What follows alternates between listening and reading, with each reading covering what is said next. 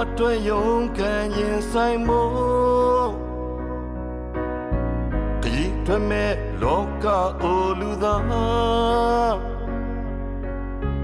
လွမ်းရတဲ့ဝမ်းရခတဲ့ပြောလို့အတင်းငါကြောက်ခိုင်းထွက်လာစေတတိတရားနဲ့အမတ်တရားနေလေတော့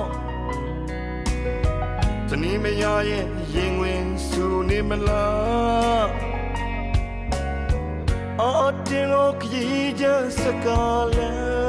စေဘန်ထားတဲ့လမ်းစာမဆုံးခင်မှာ